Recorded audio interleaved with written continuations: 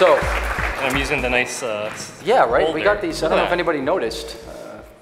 Had these little ZBrush pen holders made by a colleague and friend, Kyle Johnstone. How about that? Okay. Yeah. Good job, man. Well, Jason Mark, Ed Hardison the fourth. They get better every version. This is the most recent one. I can't wait to see number 5. This is the most recent gin. Okay. Both of you have come from north of the border. Yes. Some way, shape, or form. Yeah, as well as you at one point. Myself, right? Yeah, at some point. You're in the cold Montreal winters. If you haven't been to Montreal, these guys know they got a grin on their face, right? February in Montreal. Yeah. Yeah, good times. You gotta appreciate the summers even That's more, right, right? Yeah. So here we are in California.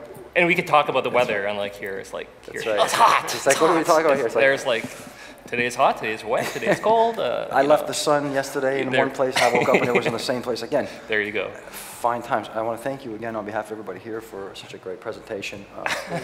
The work is a presentation. We'll the work is stellar. Big fan of the studio. I'll start off. I mean, I have questions for each of you, obviously, but I think we can parlay on the fact that there's. Is this your water? No, it's actually. I think that's my water. This is mine, actually. Be careful. Okay, good. Let's get this straight away here. Is your sunglasses? Nope. Is your sunglasses? Those are my sunglasses. Okay, good stuff. We'll start off with Jason. I feel really tall here. Yeah, well, you are kind of taller right now. No, I'm not. You have a background in traditional art, starting off with you, Jason Mark. You have a background in traditional art. You're a graduate from the University of Saskatchewan in painting and printmaking. Yay, right? Okay. Yay, back in the old days, Let's talk to us about your transition to the digital realm after that sort of experience. Well, that was initially, like, I'm really old, so there was no digital when I was first dreaming of becoming an artist. Before the what? Yeah, right? Yeah. Well, I always was like fascinated with like the whole graphic art realm, and so I guess when I was first thinking about it, I was initially thinking like I want to be a Disney animator and go the whole 2D traditional route. This is like, I think when Reboot was kind of coming in, I'm like, that's like, you know, flash in the pan 3D stuff. So I'm like, who wants to do that? But so I kind of had some connections and was working towards that, but the whole visa thing was an issue. So I decided to study fine arts, and which I liked as well. So it wasn't too bad. There's a long-standing tradition of that as well, being Canadian. There's a long-standing tradition of that sort of illustration and painting in Canada. Not to leave you out here. Let me just adjust myself a moment here. I feel like I've turned my shoulder to you, and it's awfully rude. Here we are with our Canadian manners. But it's really like when I moved to Montreal was when, I'm sorry. It's fine. I'm sorry. Kidding. I'm sorry, but it's when I moved to I'm sorry. No. Stop, don't even start. But you're not as sorry as the Canadians are here. But yeah, I think when I moved to Montreal, I met a couple of friends in the business, so to speak. Working at like I had a friend at Soft Image, and then the Ubisoft is like the Borg up in the plateau. So it's like it's hard not to be associated with that. And I met some really interesting people in the field, and seen as it could be a really great way to make art and get paid to make art. It was like, wow, that's pretty awesome. And so I kind of went that route. I jumped on the train as it was going through the station, as they say. There you go. Say, well, here goes that thing, and you just sort of ride with it. Yeah, and then, you know, I think first seeing like ZBrush also was really like the ZBrush 1 or something my friend had. I'm like, well, how do you, navigation's like weird, you know, like what's going on? And but I eventually, like, I think I actually really picked it up around ZBrush 2 or something, and I was really like, oh, this is like, screw this. You're like a senior statesman. This is awesome. Like a senior statesman cool at this stuff. point. Huh? You're like a senior statesman. Yeah. Version 2, Paul. So I did not. I wasn't good on it, but I did use it. So. And humble as well. Version 1 is 2000. Yeah. Well, I have. Time out. Don't age yourself. Yeah. Yeah. keep that your secret, you know. I mean, ZBrush 6, is that, oh, no, 5. Over to Ed Hardison the fourth. Yeah, Just call you Ed. that works for me. Okay, sweet deal. Good to have you. You have an interesting professional journey as well. Okay. You were an architect, Yep. migrated over to the world of VFX. Yep. First and foremost, why did that happen? Well, I started in architecture because I actually really liked it in the beginning, and I was hired out of like my first big job was kind of at Canon Design in St. Louis, and I was Like Canon, the camera company. no, Canon Design, like the architectural Oh, wow, firm. okay, sweet deal. And so they hired me, ironically enough, to do 3D, and the only 3D examples I had in my portfolio were really crappy lighting tutorials, like put a lamppost next to a bench and put a little ambient fog in there, and it's like really poorly done tutorials. And but when I came out of school in '99, there wasn't a whole lot of 3D happening, and it was still new, it was still on the horizon. So they hired me out, and my first task was to model and render out a building at the end of the week for the AIA Awards, and you know, it was kind of a crash course on 3D. Like I had no idea how to even really put lights in the scene. So my first week was just like long, crazy hours just trying to create these renderings, and that was my first real exposure to 3D. And so from that point on, we started doing much more of the marketing kind of fly-throughs. I was really fortunate in the sense that I got to work with George Nikolaevich, who was the principal designer at the studio, and you know, he was so far removed from computers that he would just sit down at my desk and give me feedback and stuff, which actually makes me I'm really good at feedback, because when you have the big Czechoslovakian man sitting behind you telling you, just type in silver and see what happens, and you're like, oh, that doesn't make any sense. And so, you know, so I kind of developed my 3D world in that sense, and then I had what was eventually like my quarter life crisis. Was I going to move forward as an architect, or was I going to try and restart and get more into the 3D, which is what I really like. So I opted to get out of architecture, and I went back to school to learn animation and just learn the whole discipline. So I did, you know, learn about animation, modeling, texturing, and all this stuff, and kind of just settled on character art, because that's what I really enjoyed doing. So that's interesting. Somewhat kindred. I was on the verge of attending the University of Toronto for the master's program in architecture, and I bailed to come to California, and I didn't turn back. I really liked it, but it was really interesting because what spurred this whole thing on is because 3D was so new at the studio at the time. We didn't have any sort of like backup system to deal with the amount of information that I was creating for 3D. So they got me a very large hard drive, which, like I said, wasn't backed up, and at some point it crashed, and so all the stuff I needed to kind of apply for grad schools was lost, and it was like, holy crap, like what am I going to do? I just lost like 3.5 years of work, essentially. And you know, I kind of started talking to all the architects in the office and asked, when given the choice, about what you would want to do if you had the opportunity to go back. Not a single person said they would go back for architecture, so I thought it might be in my best interest to maybe go ahead and get out and try and do something different. So like the cosmic signs are aligning and telling you, hey man, your files are corrupted. They gave me an out, and I took it. You're like, all right, I'll take that. I used to smoke cigarettes with this guy when I worked for a big bank in Toronto, TD, you know the bank. And he would tell me, you need to get out, man. You don't want to wake up and be like me. And I was like, okay. Yeah. You know, no problem. That's all I need. That's all I need to hear every morning is you telling me not to be like that. Yeah. So here we are. So that's how I got into it. That's a sweet deal. Yeah. You don't miss it at all?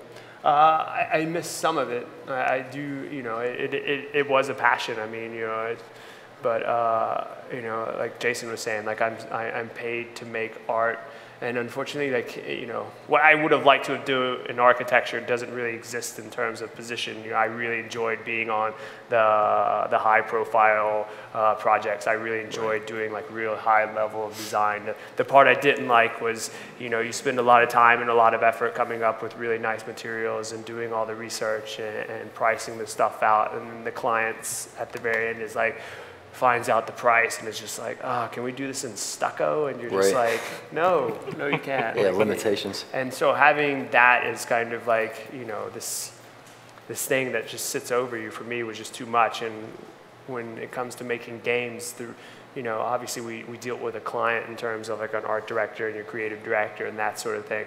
But the thing you're really fighting is time. You know, do I have time to do this stuff and that sort of thing? And for me, having that kind of battle, can we just have time to get this done, was, you know, at least that's something more I had control over. So it kind of just made more sense. Yeah, exactly. Back over to you, Jason. You also studied at the National Animation and Design Center in Montreal. I did. Describe your experience there and what that was like for you. I mean, for those who don't know, Montreal has a very sort of strong community in that vein. Tell us a little bit about that and what, how this springboarded from there. It was good experience. I learned the tools I needed. I met some really cool guys, some super talented guys. When I studied, it was great also because the studio, because we had a lot of studio, like, I guess we still have a lot of studios there, but we had more maybe back then, I don't know. But they were like actively recruiting us right out of school. So basically, before I even graduated, I had a job lined up at Electronic Arts. I'm like, oh wow, this is sweet, man. Like, it's like dreaming the dream, you know? Like, it's good. And then, you know, you're still making art, you're learning stuff. And it's definitely a sharing environment. It was also the first time they had an English course offered, so that was like, oh my god, this is written in the stars, because I think I was the only Anglophone in the crowd, right? But it's funny because all the teachers had to speak English, and then sometimes they would forget, right? Because the guy would ask a question in French, and then the teacher responds in French, and then the rest of the curriculum's in French. I'm like, what's he talking about? What about me? Well, and then you don't want to be like, oh, there's the Anglophone. Right. Exactly.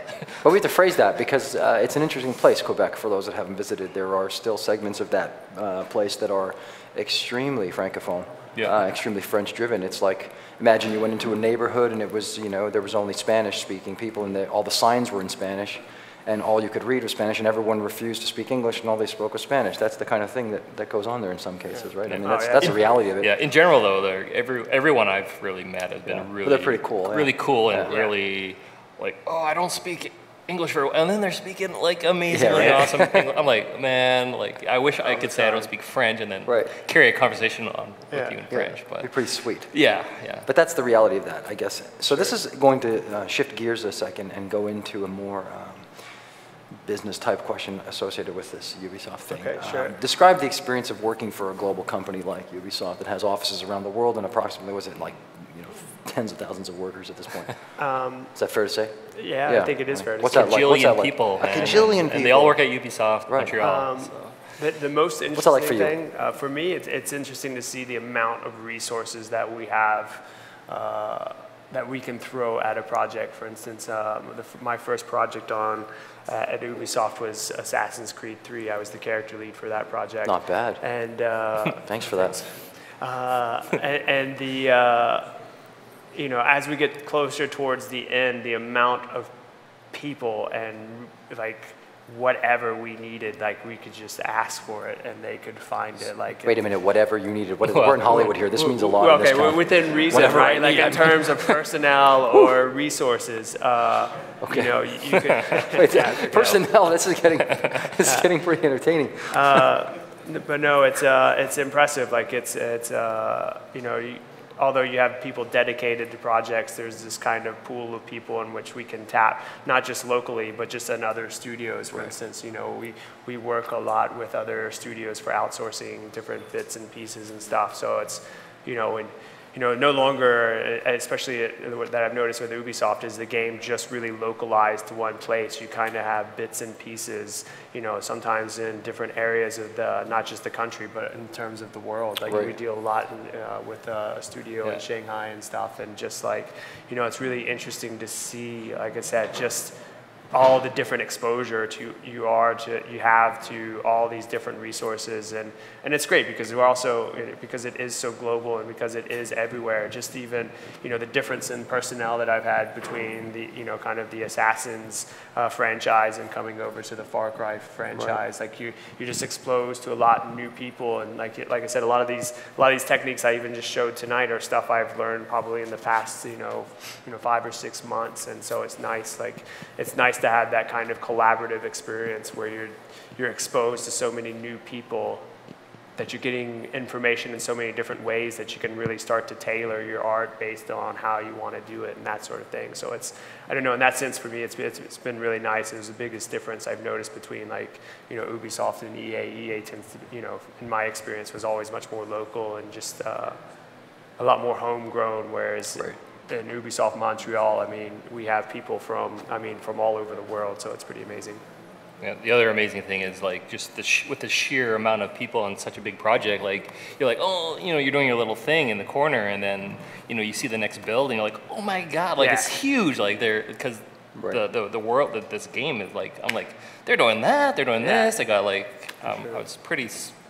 It's safe to say you're continually. I don't even know the scope of the project to be like, it's like I'm always like, oh yeah, we're doing this spot and this spot. I'm like, wow, it's gonna be a big game, man. So it's a good experience all crazy. around Yeah, for both of you, from what I can tell. So you've also received, as of late, critical acclaim for the Far Cry franchise. What were some of the high points for your team on the latest offering? And it looks fantastic. Well, I think it's great work. The reveal, the E3 one, was definitely an eye opener for the team. Like because we were working on, we're not knowing you're like, oh, because you're doing a lot of iterations and versions of the same character, right? Just trying to get something right, and then you're like, oh, it's not going anywhere, and then at the last minute, like, things just fall into place, and then this E3 comes out, and everyone's like, oh my god, it looks amazing, and like, wow, yeah, it actually looks really good, and like just because you don't really see it because you're in your bubble. You're in the inside meaning of it. Yeah, there's that sensation. It was really, I think the people, the big picture people, I think they really had a good idea of what they want. They had really high expectations, and I think they have the resources, like you said, to kind of deliver something that's really like a step up. So we're calling this a well-managed project, basically, is what you're saying. Yeah, that's a term you can use, I guess. Sometimes better managed than others, but for the most part, like it's the high point for me actually would probably be, something you won't even get to see. Like you won't get to see the transition of where we were like very shortly before that, and then the team working really hard to try and get everything up to a certain level, because most people won't know, but the Far Cry 4 team, actually no one was on the previous Far Cry, so we have a completely new team with a bunch of people who honestly in most cases had never used this engine before. So trying to get everyone up to speed and making high quality characters in a short amount of time to show at E3 was a pretty impressive win. And I find the character team had a lot of stuff to get together in a short amount of time, and everyone kind of pulled together and get it together in what seems to be like a pretty high quality. So I think it's for me to see that process happen is probably one of the high points. I think it's safe to say they all liked it, right? I mean, that was It was an awesome thing. There has been a drastic shift over the past few years in games, and it seems like we're moving more and more toward this concept of interactive film in a way. It's like when if you're of a certain age, you'll remember like a choose your own adventure book. Not to age myself either, but it seems that this is like this, the 9th degree of that. This concept of like, you could be so immersed in this experience. What does this mean for you from a design perspective? Do you feel that there's like a lot more flexibility or a lot more scope for you to reach further than before? To push it further? Like when there's this, it's becoming more like an interactive film. Oh yeah. And how do you feel about that? Do you get more out of that as an artist, as a designer? Yeah, well, obviously, like with the new engines and the new platforms coming out, like things are just looking like closer and closer to cinema quality, which is crazy, right? And of course that also brings your immersion one step closer, right? What personal projects are you working on? We'll kill it with that. What personal projects are you working on right now? Hey, do you have any personal time? These kids are laughing like this. What personal time? Well, the last personal project would have been this, obviously, putting this together. No, this presentation, you mean? Yes. Yeah. I thought you were talking about. I'm like, whoa. No. Whoa. I mean, I have an 18-month daughter at home, so my hey, cool. I got a 5-month-old daughter. Yeah, right on. Yeah. So then we all know how much personal time we have to get these projects done. No, you know, it's really interesting. I don't spend as much time as I would like at home doing ZBrush at nights because honestly, by the time I get home from my day, I'm just like, the last thing I want to do is look at another computer screen. So hold your kid probably, right? Yeah, exactly. Go to sleep now. My personal projects revolve around my family, but you know, if I do get the tendency to try and do something at home, for me personally, like it's something completely just off the, you know, during the day we're doing, you know, which I've done with most of my career is kind of just like believable, kind of realistic characters, for instance. And so, you know, for me, I like to try and get away from that and do something, you know, like maybe more monsters or something a little more abstract or something I can just kind of not worry about or do my folds look believable or that sort of thing, but just kind of flex my mind in a way that I don't normally get to do, so. Yeah, just stepping away. Yeah, exactly. Yourself, same deal? Well, I'm not doing anything right now. I just finished, I did like a little Chuck Close picture. Cool. I kind of like to have one thing kind of, but right now I don't have anything. But okay.